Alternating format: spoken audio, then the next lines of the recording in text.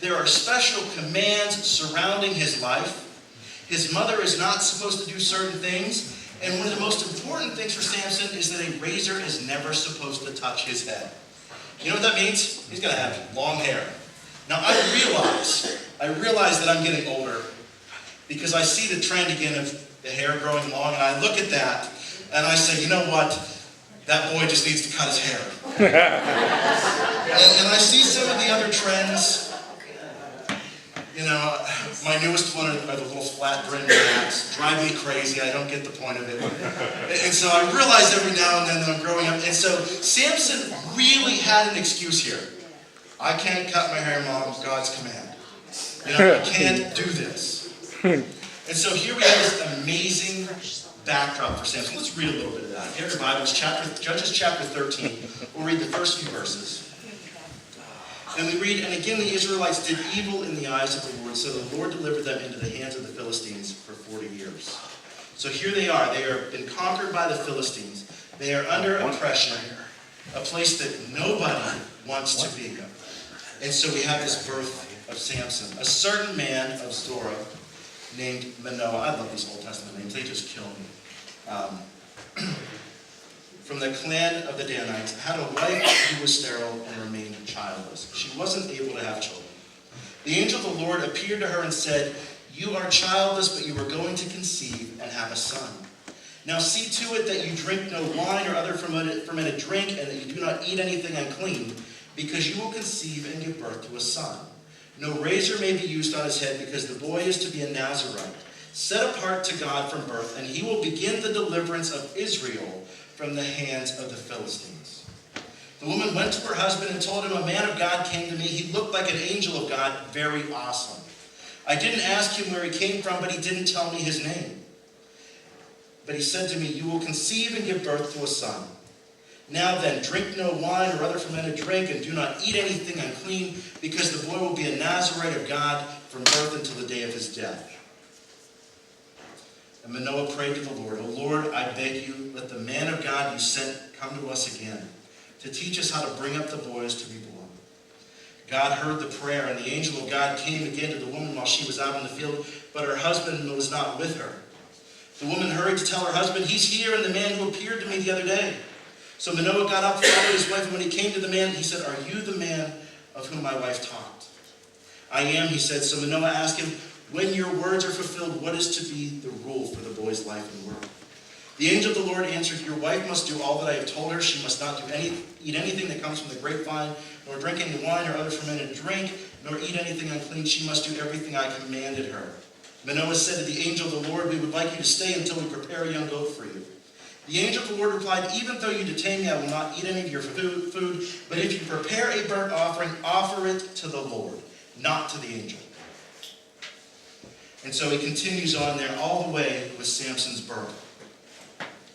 What an amazing backdrop. They are under oppression. They have been captured by the Philistines, and they are about to be delivered by this young boy who is to be conceived and born. Special circumstances surrounding his birth. His mother's not to touch any fermented drink, eat anything unclean. And he read in there that no razor is to touch his head. He's to have long hair throughout his life. Now some of you know the story of Samson and Delilah, right? We're going to get there because this is part of it. But you've got to understand what happened before and why this is a special command. This is not just something his parents said, this is what we'll do and it'll make him strong. This was a command from the angel of the Lord. And so here we have this couple about to receive their child, and they are excited. He grows up, I'm sure lots of expectation. How do you think this is going to work? What do you think he's going to do? He's going to begin to deliver us from the Philistines. What do you think he's going to be able to do? All parents have dreams for their children, right? I think all parents do. We always want our children to do well, to be successful, to make good choices, to do things that will ultimately better themselves and others and make a difference in the lives around them. And here they have a child that they know is special because of what the angel has told them. And so they're on for this amazing setup. Chapter 14, things start to take a little bit of a turn, and we learn what kind of man Samson is growing up to be. If you look at chapter 14, Samson takes a wife. He doesn't just take any wife, though. See, Samson went down one day to Timnah and saw there was a young Philistine woman. Who was oppressing the Israelites at this time? The Philistines. So he fell for one of the women that is oppressing him. When he returned, he said to his father and mother, I have seen a Philistine woman in Timnah. Now go get her for me as my wife. His father and mother replied, Isn't there an acceptable woman among your relatives or among all our people? What are you thinking, son? That's the translation. What are you thinking? Now, I don't know about you. I don't know that I would necessarily come home and talk to my parents that way. But maybe being raised special, we got away with quite a bit. Being the only child here, or being the special child. And so he comes home and he says, go get her as my wife. Isn't there anyone else you can find, son? Isn't there anyone of our whole nation, all the Israelites, that will work for you? But Samson said to his father, get her for me. She's the right one for me. Now, other translations of this have it as she is right in my eyes. That little statement right there is a big precursor to what's going to happen at the end of Judges. Because up until this time, the people of Israel did not have a king. They wanted a king. They wanted to be like everybody else. They wanted all the nations to have a king and to really count and to keep up with the Joneses. But instead of having a king, they had these judges who ruled and did stuff. They set the pace of the land and helped them to follow the laws of God. But Samson right here, he saw her and he wanted her because she was right in his eyes. Later on in Judges, that phrase comes back. Everyone did what was right in his or her own eyes. And it's this idea of this is not necessarily the person who was right for him, but this is the person that he wanted. This is the thing that he thought was best, that he thought was right. And one of the things that we begin to take away from this is that when we pursue things that are right in our eyes, it can lead to trouble. Now, if you were to read the rest of the story, I would almost love to read this whole thing, because the story of Samson really reads like a good soap opera. It really does. He has this first wife, and anybody want to guess how well it goes? Not too well. This story of his first wife does not go well. In fact, he goes back to get her, and he throws a 7-day party. Now, if you're going to go to a 7-day party, I don't know, maybe some of you have been to a 7-day party. I can honestly say I haven't. I don't even know that I can handle a 7-day party at this point. We took a little bit of time on vacation with the kids this week, and 2 days in there to rest, and I'm still tired, so I'm pretty sure I couldn't do the 7-day party.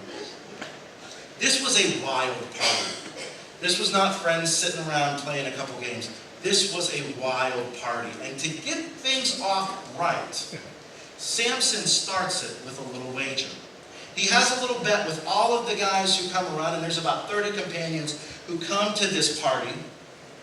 And he tells them a riddle, and he says, if you can answer my riddle, I will give you basically 30 pairs of clothes. That's really what he says in our translation. I will give you 30 out. I'll give you each one of you a brand new set of clothes. That was a big deal.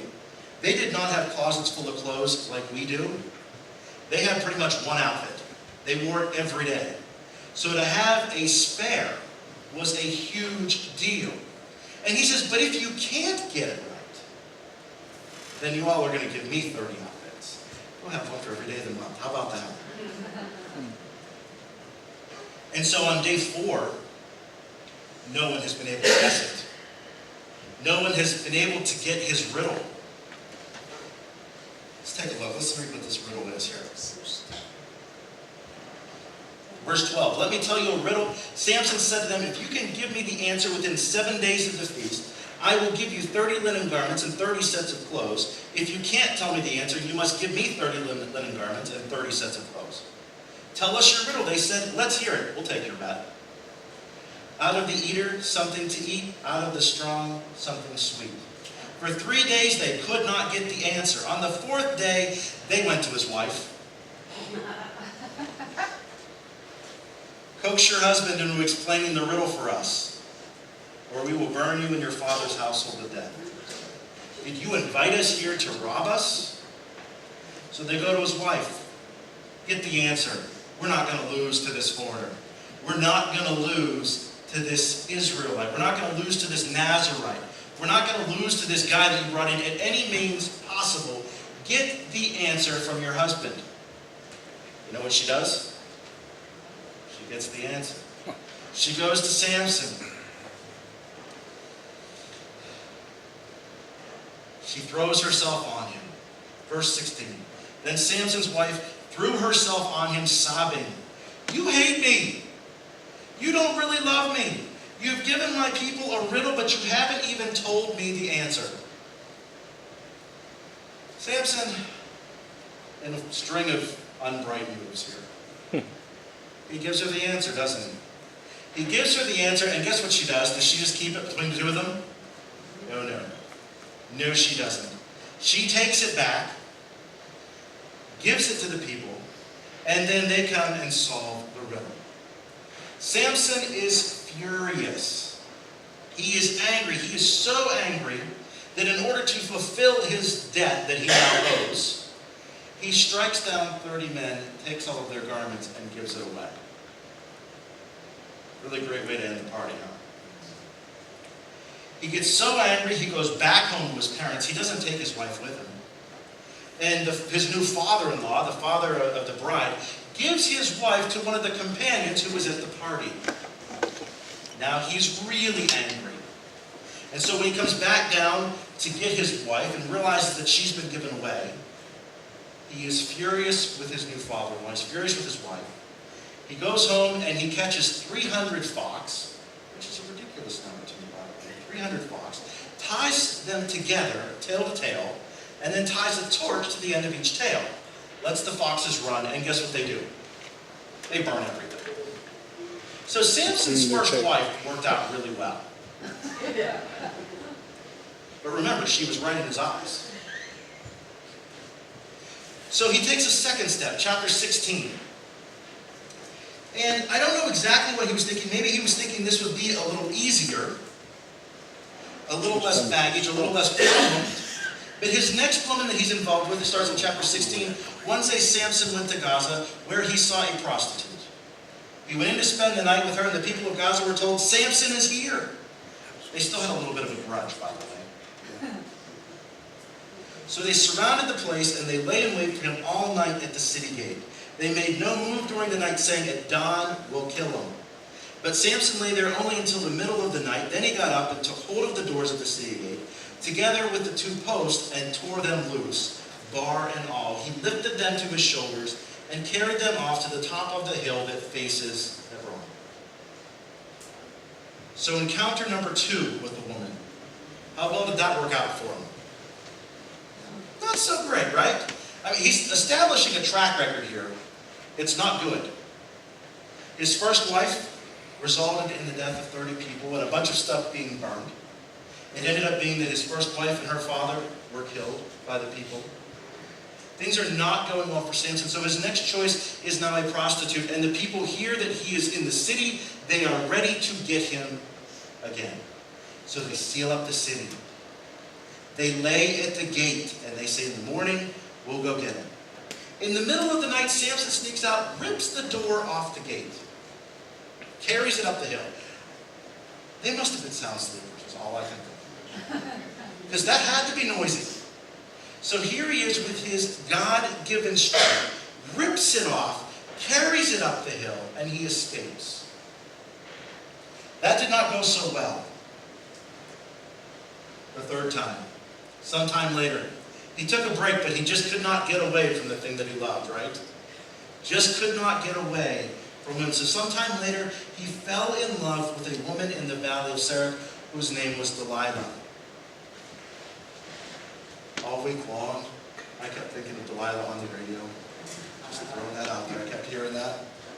You might now too. The rulers of the Philistines went to her and said, "See if you can lure him into showing you the secret of his great strength, and how we can overpower him so that we may tie him up and subdue him.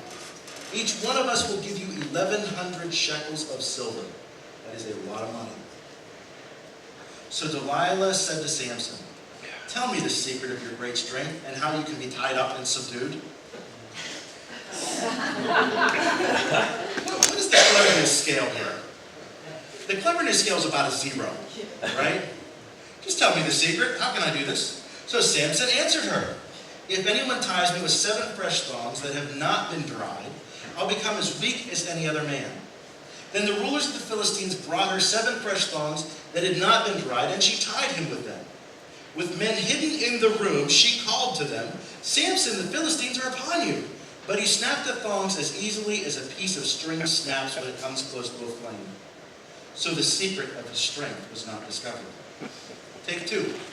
Then Delilah said to Samson, "You have made a fool of me. You lied to me. Come, tell me how you can be tied." He said, "If anyone ties me securely with new ropes that have never been used, I'll become as weak as any other man." So Delilah took new ropes and tied him with them. Then with men hidden in the room, she called to him, "Samson, the Philistines are upon you." But he snapped the ropes off his arms as if they were threads. Delilah said to Samson, "Until now you have been making a fool of me and lying to me. Tell me how you can be tied." Take 3. He replied, "If you weave the 7 braids of my head into the fabric of the loom and tighten it with the pin, I'll become as weak as any other man." So while he was sleeping, by the way, did you ever have your hair pulled while you were sleeping? She took the 7 braids of his head, wove them into the fabric, and tightened it with the pin. Sound sleepy. And again she called to him, "Samson, the Philistines are upon you." He awoke from his sleep and pulled the pin and the loom with the fabric. Then she said to him, "How can you say, 'I love you,' when you won't confide in me?" Oh, good emotional guilt right there. A little emotional manipulation. "This is the 3rd time you have made a fool of me and haven't told me the secret of your great strength." With such nagging she prodded him day after day. He was tired to death. So he told her everything. "No razor has ever been used on my head," he said, "because I have been a Nazarite set apart to God since birth. If my head were shaved, my strength would leave me, and I would become as weak as any other man." When Delilah saw that he had told her everything, she sent word to the rulers of the Philistines, "Come back once more. He has told me everything." So the rulers of the Philistines returned with the silver in their hands. Having put him to sleep on her lap, she called a man to shave off the 7 braids of his hair, and he began to subdue him, and his strength left him. Then she called him, "Samson, the Philistines are upon you." He awoke from his sleep and thought, "I'll go out as before and shake myself free," but he did not know that the Lord had left him. Then the Philistines seized him, gouged out his eyes, took him down to Gaza, binding him with bronze shackles. They set him to grinding in the prison, but then the hair on his head began to grow again after it had been shaved. What a lesson. What a good soap opera, isn't it? In its Days of Our Lives, or any of those other things. You can really read some good Old Testament Bible stories because we have everything right here. And I read this and I look at this and I say, Samson, you are not the sharpest crayon in the box, are you? In fact, Samson's pretty dumb. Making the same mistake over and over and over again. And I don't know if he thought Delilah wasn't really going to try it, or if the nagging was so bad that he just gave it up, or if he was so beautiful, or she was so beautiful, he just had no possible way to think. He couldn't do it. He kept falling for the same thing over and over and over.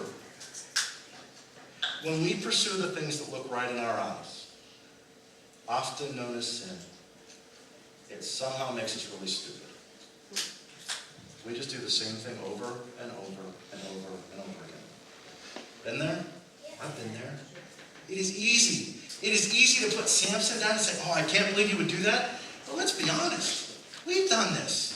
Maybe not this exact scenario, but we've done something similar to this. Gotten ourselves in trouble. Did things that we said that we would never do. And it causes harm. It hurts ourselves. It hurts others. And we see friends and loved ones chase things that just destroy them. And at times, if we're honest, they've probably seen us chase things that destroy us. Man, when we look at this, it really doesn't look like a legacy of redemption, doesn't it? It looks like a legacy of lust. It looks like a legacy of bad choices. It looks like a legacy of anything but redemption. So why is it a legacy of redemption story? How could it possibly fit there? And I have to be honest with you, I found myself asking this time and time again, how could this possibly be a legacy of redemption? It's because of the ending. Even though we see that his great strength left him, and he was captured, what began to happen? His hair started to grow. His hair started to grow, and with that, his strength returned a little bit. And if you read the end of chapter 16, we see the death of Samson. Now the rulers of the Philistines assembled to offer a great sacrifice to their God and to celebrate, saying, "Our God has delivered Samson, our enemy, into our hands." When the people saw him, they praised their God, saying, "Our God has delivered our enemy into our hands, the one who laid waste our land and multiplied our slain." While they were high in spirits, they shouted, "Bring out Samson to entertain us." So they called Samson out of the prison, and he performed for them. When they stood him among the pillars, Samson said to the servant who held his hand, "Put me where I can feel the pillars that support the temple, so that I may lean against them." Now the temple was crowded with men and women, and all the rulers of the Philistines were there, and on the roof there were about 3,000 men and women watching Samson perform. Then Samson prayed to the Lord, "O sovereign Lord, remember me. O God, please strengthen me just once more. Let me with one blow get revenge on the Philistines for my 2 eyes." Then Samson reached toward the 2 central pillars on which the temple stood. Bracing himself against them, his right hand on one, his left hand on the other, Samson said, "Let me die with the Philistines." Then he pushed with all of his might, and down came the temple, the rulers and all the people in it. Thus he killed many more when he died than when he lived. Then his brothers and father's whole family went down to get him. They brought him back and buried him with Zorah and Eshtaol in the tomb of Noah his father, and he had led Israel 20 years. I am not saying that the redemption happened with the death of many people. I want to be real clear about that, because I think we need to be careful in the things that we say and we teach when we do that. The redemption happened when he cried out to God, "Remember me." And what amazes me is that as many mistakes as Samson made, and we could go through and list them, right? One dumb move after another, God still remembered him. That is amazing to me. That is really redemption, because at this point, Samson doesn't have much that seems like worth redeeming, does it? It seems like everything that he had, he threw aside. We didn't even get to the fact of what he had done with the carcass and eating the honey out of that. He broke almost every law that you could break. He did things that no good, self-respecting Nazirite would do.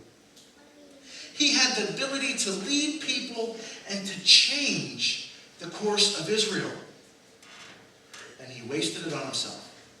He wasted it pursuing sin and things that he thought were right in his eyes. And yet when he cried out to God, God remembered him. That is why this is a legacy of redemption. Not because Samson got everything right, not because Samson has a life that we should model, but because God remembered Samson with the choices that he made. And in his last moments, the thing that he chose to do was to get back with God. He cries out, "O sovereign Lord, remember me."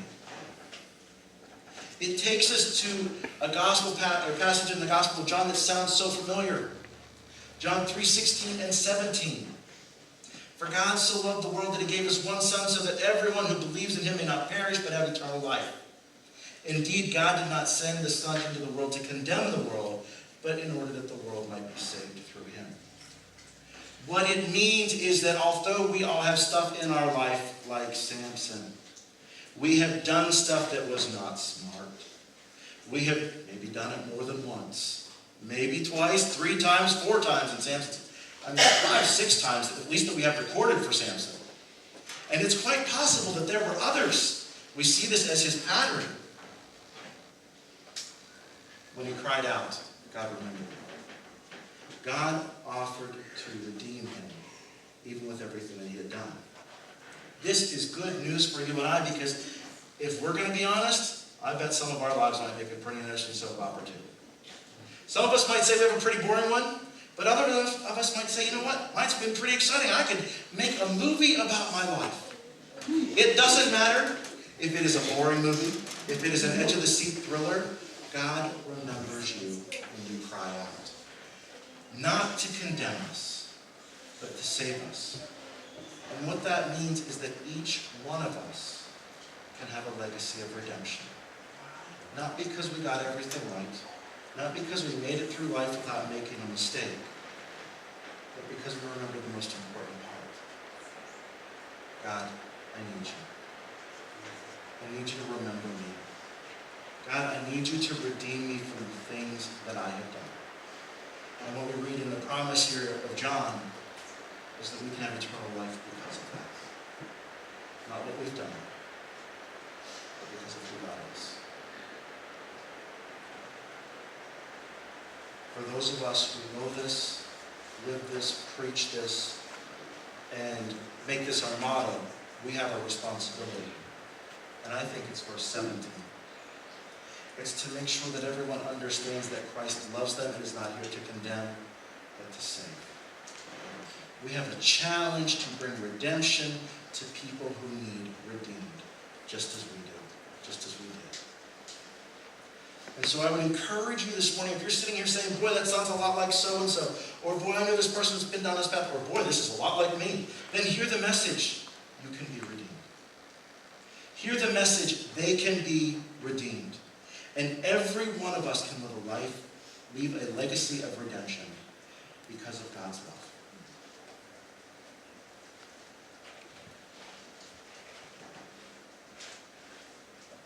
It's fun to talk about all of the bad stuff, right? It gets gloried. It seems to sell really well. It's funny. We look at how somebody else really messed up. But this is the exciting part. What we can actually be when we cry out and say, oh Lord, remember me. So where do we go from here? Well, that is up to you. It's a question that we always ask. Where do we go from here? Because if you are sitting here saying, you know what, God, right now I need you to remember me, then that is what you need to say. God, remember me in this. Redeem me, God. Trade me in. Make me something new, something that I could never be on my own. Or if you're sitting there saying, boy, this person keeps coming back to mind, then guess what? You have an opportunity to share redemption with them. And that is where you go from here. It's redeeming for yourself or redemption for those that keep coming to mind. But don't just sit there and say, man, that Samson really messed up. I'm glad I'm not him. That is not where we go from here. That is not what we do with this. It's not about just putting somebody else down and saying, boy, I feel better about me looking at them.